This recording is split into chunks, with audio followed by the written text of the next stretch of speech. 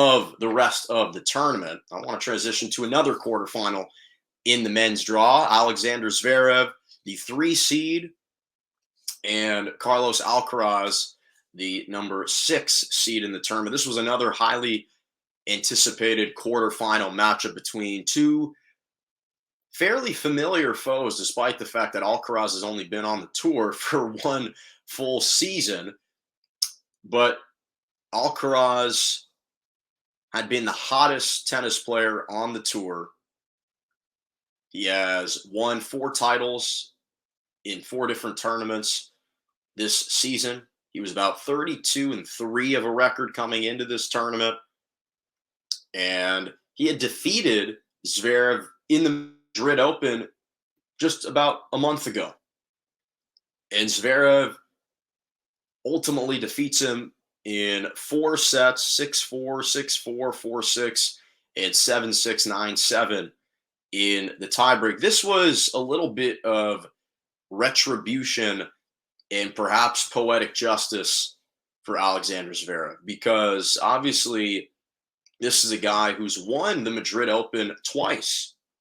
He won it last year, and he won it in 2018, and he reached the final this season again and lost to this opponent, Carlos Alcaraz, in 2 sets.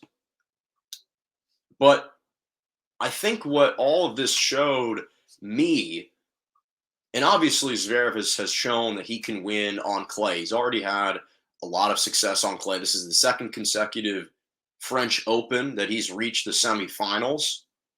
So he's proven that he can win on clay, because the surprise is that you have a 6'6" guy who's moving around the way that he is on clay. Because the one thing you know about a 6'6" guy and taller people is normally clay is not their most successful surface to play on, because the nimbleness and the agility that's required to be shifting around from shot to shot, to be off balance the way that you are without the traction on clay, normally doesn't bode well for taller guys. Now, it doesn't mean you have to be 5'8".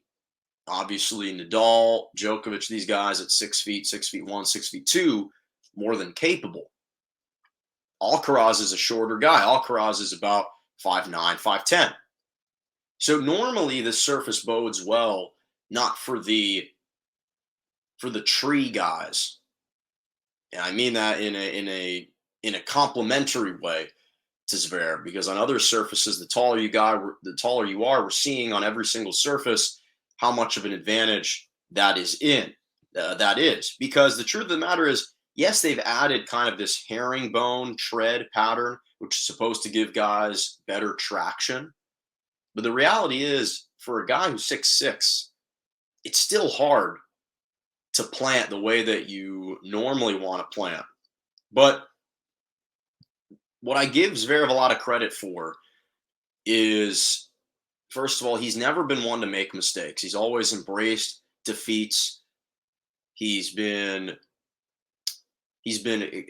extremely sportsmanlike, always very complimentary of players, and he's a very likable guy. So I'm genuinely happy for him that he was able to knock off this up-and-coming sensational Spaniard who seems to be the next coming of Rafael Nadal, and reach another semifinal, because he hasn't obviously managed to break through, but he plays with such a fluidity and grace for someone who's so tall.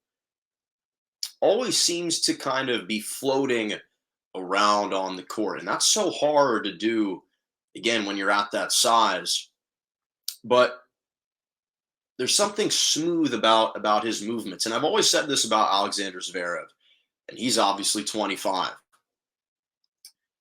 He's always been a really difficult player to predict how he's going to do in the tournament, in a Grand Slam tournament specifically. Because when I look at the upper echelon of tennis players, and he is certainly a part of that upper echelon of tennis players, to me, it gets broken down into 3 tiers. You have the GOATs, which is Nadal, Djokovic, and Federer. You've got tier 2, which to me only includes one man, and that's Daniil Medvedev, who I think is a hair below the GOATs, but I also think is kind of in a class by himself. He's really been exhibiting a lot more consistency, reaching the semis, reaching the finals of these Grand Slams. And then you have tier 3, which is where I place Zverev and Tsitsipas together. Because those two guys are kind of the next thoroughbreds that are in the top 5 that continue to just chip away, and they get closer and closer, but are never quite able to get over the hump. Because Alcaraz, his opponent, he is special. He is coming.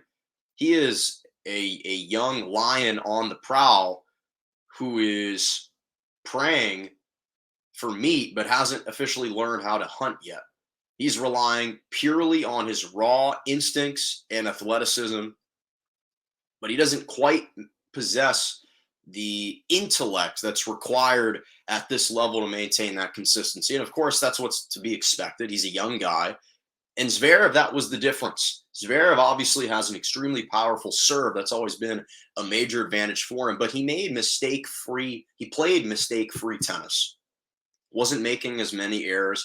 I think Alcaraz had 54 unforced errors. Zverev had maybe 34.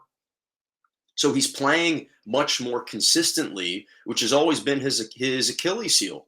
Zverev is when he reaches these stages, not only is he playing maybe slightly less consistently, but he hasn't been able to connect for all those winners. And that's going to be his challenge against Nadal and against these greats moving forward, is when he gets to the stage, can he start to deliver winners and also not commit the tennis errors that he's been prone to do against the Nadals and the Djokovic's of the world in past tournaments? Because when you look at Zverev, the key for him, to me, is going to be his first serve percentage. He hit a bunch of them against Alcaraz. He's going to need to do it against Nadal.